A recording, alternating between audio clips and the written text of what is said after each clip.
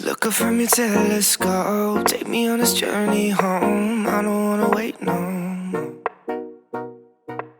What's good, y'all? It's your good sis Erica Vane back again with another amazing All American video. And y'all, we are in week 3 of my season 1 breakdowns. Let's get into episode 11. The episode opens up with the Beverly Boys working out, and we get to see Coach King pop up because we're getting ready for the combine. This episode annoyed the hell out of me, y'all. I ain't even gonna hold y'all. Spencer, in a brief conversation with Coach King at the start, tells him like, "Yo, don't sleep on Crenshaw," because he's like, "Yeah, great thing that you switched over to Beverly Hills because now you get to be a part of this and you get access to us." And he's like, "Don't sleep on Crenshaw," and that is a seed or an egg that comes home to roost for Spencer later on in the episode because we definitely get to see the Crenshaw boys get invited to the combine as well in the most gangsta, cinematic, interesting, entertaining high school team entrance ever. They show up, Cam, Chris, and a couple of other Crenshaw boys show up for the combine, and it's absolutely lit. Shout out to Antonio because this was your boy's episode. Antonio loves Cam, rides for Cam, is part of the Cam Hive, and this is definitely a strong episode for Cam, even though he still annoys me. Yeah. Anyway, back to the top of the episode. After we see them at practice with a quick conversation with Coach King and Billy, we cut to the Baker's residence where GW is popping up. Jordan still feels away because GW hustled him out of some money, and GW realizes it, so he pops up like, "Yo, you ain't been coming around my house, what's going on?" And Jordan kind of like checks him on it like, "Yeah, I just didn't feel like being hustled or used for money anymore," whatever. And GW is like such a gangster because he really just brushes past that, doesn't even really hold himself accountable to that, but he does say like, "Look, you need my help, you need to get tougher." And this is actually the episode for him to appear because this combine is basically a high school competition to really put the athletes on display so that they can increase their notoriety and visibility amongst college recruiters and really position themselves to get a scholarship. Now, when we get to the combine, Olivia is helping out at the table, checking people in because she coaches daughter and whatnot, and she got to be helpful. And it's by way of this that she comes across the knowledge that Asher is actually invited, even though he's been kicked off the team by now, but he's not there. Which sends Olivia to do what? Dun dun dun! Become Captain Save-A-Ho and go find Asher, sleep in his car on the side of Mulholland or Beverly Hills or wherever the hell he's at. I don't know, but he's sleeping in his car, and we supposed to feel sad about it. I don't like Asher season 1 because he's raggedy and he does entirely too much. He's too disrespectful. He's like, I feel like I need to make a whole, no, I ain't making a whole video on the reasons, my validity in not liking Asher from season 1, because he was just T-Rash with a capital T. And that's on Mary and every single little lamb that she pushed out, okay? But I will say in this moment, you do feel bad for Asher, at least a little bit, or I do, because Yo's daddy threw him out the house because he wasn't on the football team anymore. The high school football team. This ain't even the NFL where he like is bankrolling this man's life. It's not even the college leagues where he could make it to the NFL to bankroll this man's life. Like, they get nothing but more opportunity and exposure by playing high school football. So what in God's green earth or your drunken mind made you believe that it was a good idea to throw your high school son out because he was no longer on the team? Yes, is he a disgrace? Yes, is he a disappointment? Yes. Is he dumb? Yes, but he's still yours. And look at you. Asher needs to be embarrassed by you. Like, I can't. So I'm going to give him a slither of empathy, y'all, but I'm still not over that racist comment about Crip walking and Bloods in episode 1, and I still ain't over him hopping his behind up on that stage and telling the world how Olivia busted wide open with him, and that's ridiculous. I'm still not over it. I'm sorry, not sorry, actually. But moving on. Down in Crenshaw, Spencer gets wind that Grace has been going to night school and then magically has stopped, and she has done so because she feels like she's trying to give Spencer a backup plan. Yes, he's got all these football prospects, he's super talented, he's amazing, awesome Spencer, yada yada yada yada. But what happens if he blows out his knee? But what happens if something happens and he cannot play football anymore? She wants her son to still have all the options that life can possibly give him, so she's sacrificing herself in this way, much like what most black single mothers do. Like, that's real. But I made a note when I was going back to rewatch this, and I wrote down, like, Spencer confronts Grace about dropping out, but watching Spencer and Grace battle in the sacrifice Olympics is is cool and all, but it's not. Like they're both like racing to the bottom to figure out how much they can like sacrifice themselves and give up their happiness and hopes and dreams so that the other one can be happy. When at the end of the day, if they work together and they communicated a little bit better, they could both get what they want. They could both be happy and could evolve and could grow.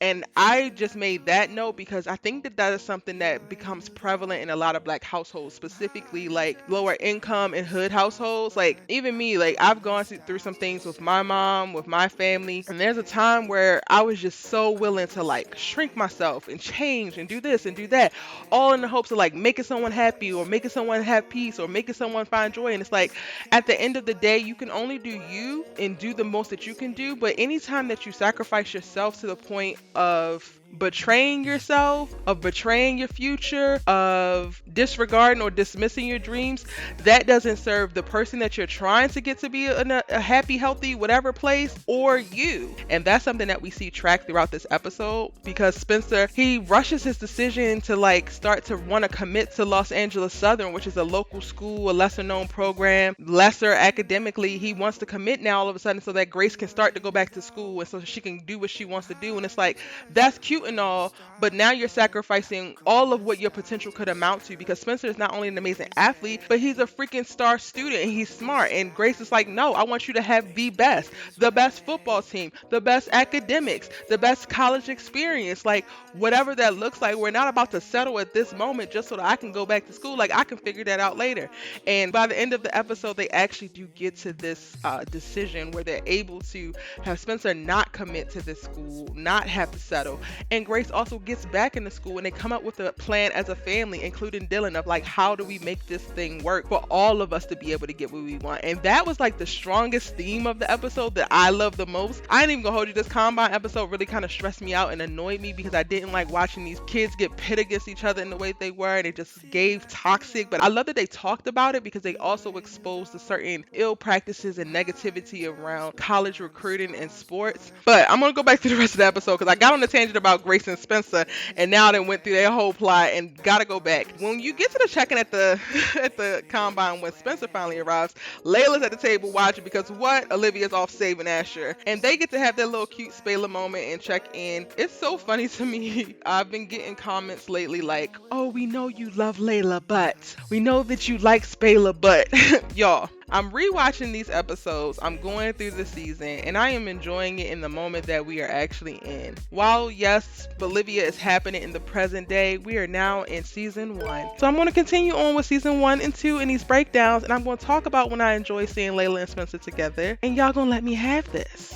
Thanks. Anyway, they have a moment when Spencer's checking in, and I love like how so many people were really like keyed into like Spencer and what's going on with him. And this is something that I talked about specifically when I was going back about Laura in previous episodes and how she keyed in on how Spencer was feeling away when it came to Coop and was worrying and all this other kind of stuff. But Layla does something similar here of like, wait, no, something's off. Like, tell me what's going on. And she takes a moment and stops.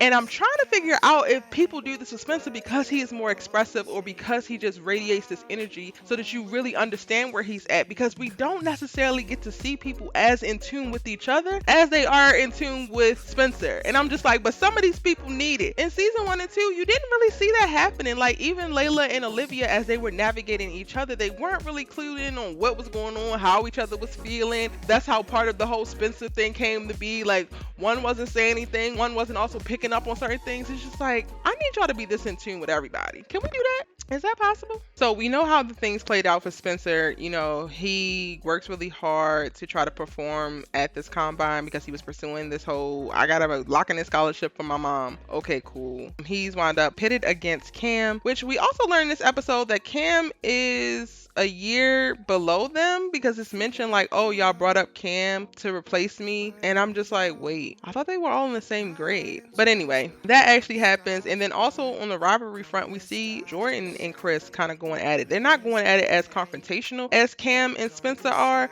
but they're secretly competing. It's unfortunate, but Chris doesn't get the invite to the event later on, but Jordan does. And then this presents a conversation around Jordan only getting invited because his daddy is the coach, not because he's the best player. He even says that like Chris outplayed him during this combine, and that sucks. And not only did Chris not get invited to the event later to further discuss potential scholarship offers and schools, specifically Angelo Southern, but also his girlfriend was too busy trying to pat up Asher, who got invited to the party because he did do a really great job and showed out during this actual combine. She's too busy patting him up and, you know, boosting his ego and all of that jazz because what? She's Captain Save-A-Ho this episode, and Chris actually gets to see this and is disappointed by it. So you 0 for 2, Chris. Sorry, my boy. Sorry. They ain't have to do you like that. Leading up to the party, Spencer gets the invitation, of course, to the party because he showed up and showed out, and they are very much so interested in him. But this creates the storyline of them giving money, right? They gave money to Cam, they gave money to Spencer, the two recruits who they really, really interested into. They can't take it because this is against NCAA rules. So this presents a conversation that Spencer and Cam wind up having at the actual event, where Spencer's like, we can't take this money, you can't do this, this could get you invalidated, all this other kind of stuff. They can hold this over you and make sure that you actually go to the school. And Cam like, I don't care, whatever, which makes it makes no sense because, sir, if you're great behind Spencer, then you should care. You still have so much time to get even more offers. So like, what's really going on? And ultimately, Spencer winds up having to talk to Billy about it, and Billy has to confront the coach, give the money back. And with that, Spencer loses the opportunity to go to Angelo Southern, which is great anyway because anybody want to go to your old funky school anyway? With y'all those shady practices and raggedy behavior. No, and no. Honestly, I still don't understand what actually happened because Spencer gave the money back and isn't interested in trying to be bought or whatever they were trying to do. Now he can't play in the game tomorrow, which made no sense. So basically it was like, oh, did they take back their invite for him to actually play in the game because he didn't want to take the money, which sounded stupid from the very beginning, but they tried it. And ultimately, Jordan struggling on the field and a pep talk by Billy and Spencer winds up having Billy be like, yeah, why am I even going along with this? Why is Spencer going to sit on the sidelines? You go ahead and get in there. But wait, before that happens, Grace got to come up that school because Spencer's about to give up and just go home because they're like, oh yeah, we're just going to tell him that you're hurt so that nobody asks questions of why you're not playing this game. And she's like, we ain't even doing that. You better go in here and continue to be Spencer James. We don't care about none of these fools and what they got going on. And we love the energy. We love to see it. Ultimately, Jordan and Spencer get in the zone, click with each other, show up and show out in the game, creating a very viral clip that we get to see later on, and an awesome moment for both of their careers, or their high school careers, should I say. And then Billy gets a moment to really just stand up and stand for his guys and like, this is what we're doing. The stuff that you got going on here is not okay. And that's it. That's all. This was an episode where we got to see, even if it was very quick, we got to see Billy show up for Jordan and remind him like, yo, you're better than you think you are. You need to just do your dang on job and stop tripping. And before the episode can end, Captain Saver, you know what, Liv has a bright idea to have Asher come and live with Layla because he cannot continue to stay in his car. Can y'all hear me blinking? Girl, what? Olivia, what? Spencer was looking at Olivia like, really? This how you do me? Really? Ultimately, they go ahead and agree to it, but they could have found somewhere else for Asher to go because this wasn't it. But, you know, Sarah, Asher got a place to stay. He's no longer sleeping on the couch, and he is on his way to redemption, renewing, and hopefully just being better, okay? He wasn't able to play in the game because he admitted to the college recruits that he wasn't on the team anymore because of dumb decisions that he made, but that ultimately gets him put back on the Beverly Hills team because Billy just is like, I'm proud of you for standing up for the truth and holding yourself accountable and being honest, and that shows him that Asher has learned something. So now Asher gets another chance. Boy, I tell you, Asher the cat has so many lives, but we gonna let you live, bro.